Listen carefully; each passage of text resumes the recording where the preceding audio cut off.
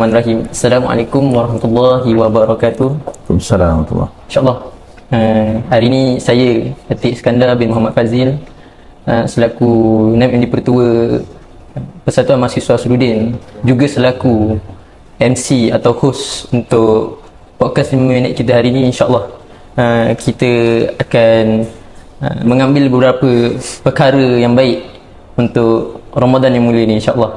Tanpa buang masa, bersama saya pensyarah dari Pusat Pengajian Usuluddin, Profesor Madya Dr. Ahmad Bazli bin Syafi'i.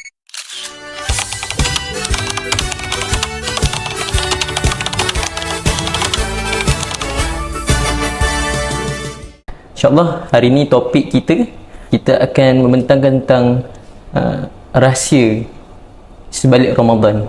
Kalau Dr. Sudi boleh Dr. menyampaikan sedikit kepada mereka apa itu rahsia di sebalik Ramadan, insyaAllah.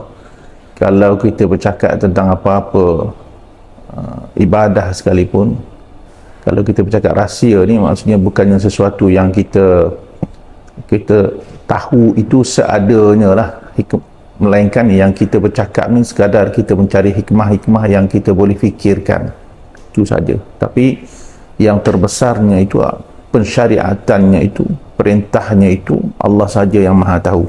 Sebab tu kalau kita bercakap tentang hikmah ni, tentang rahsia lah yang digunakan istilahnya tu, perkara yang paling besar sekali yang kita cari, yang kita kena ingat bahawa itu adalah satu perintah.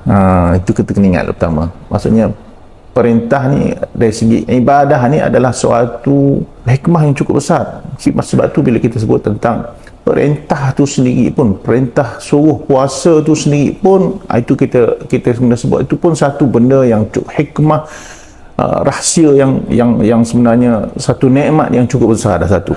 So, yang seterusnya barulah kita cari, kita kata okey, Tuhan sebut dalam hadis kursi kan, bahawa puasa ni suatu yang sangat istimewa. Sebab Tuhan kata amalan-amalan itu bagi hamba dia, tapi puasa itu bagi aku, dan aku akan memberi ganjaran yang selayaknya dengan orang yang berpuasa itu. Jadi puasa bila Tuhan perintah kita itu satu nikmat dah, dan perintah itu pula ada keistimewaan yang Tuhan sebut satu ganjaran, keistimewaan yang cukup besar bagi orang yang berpuasa. Itu pun lagi hebatlah kurniaan itu dari segi ibadah tu. Yang maka ulama bincang, kalau kita perhati betul-betul, puasa ni dia kelainan dia, keistimewaannya berbanding dengan ibadah-ibadah lain adalah puasa ni dia imsak. Dia memerintah kita meninggalkan, menahan diri kita ataupun meninggalkan. Tapi yang diminta tinggal itu adalah sesuatu yang sebenarnya menjadi kesukaan dan kegemaran manusia. Tapi tahan diri kita itu buat apa? Tahan diri kita itu pula macam nak jaga diri kita juga. Sebab kan ulama-ulama bincang, dalam kitab Ihya pun disebut, Ihya Ulumuddin Imam Ghazali rahimahullah ta'ala pun sebut, dia kata antara laluan-laluan dalam diri manusia ini yang menjadi jalan-jalan kepada syaitan untuk mempengaruhi dan merosakkan manusia adalah melalui keinginan-keinginan dia. Jadi sebab tu puasa ni disebut, Rasulullah sebut, fa innama, kurang lebih begitulah, as-saumu junnah. Puasa ni sebagai suatu perisai.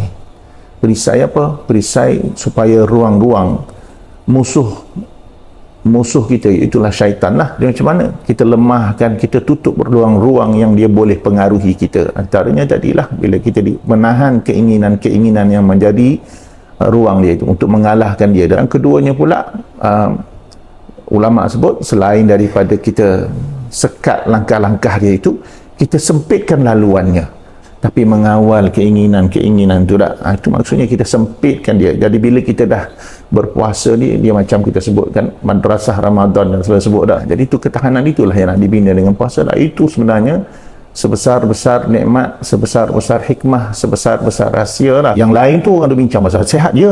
Nabi kata puasalah kamu, tasihu, kamu akan sihat. Betul. Dalam keadaan perubatan pun tak, kalau sakit apa-apa, puasa. Alhamdulillah, banyak sangat yang kita dapat hari ini daripada perkongsian dari Dr. Ahmad Bazali. Jadi sekian daripada kami. Assalamualaikum warahmatullahi wabarakatuh.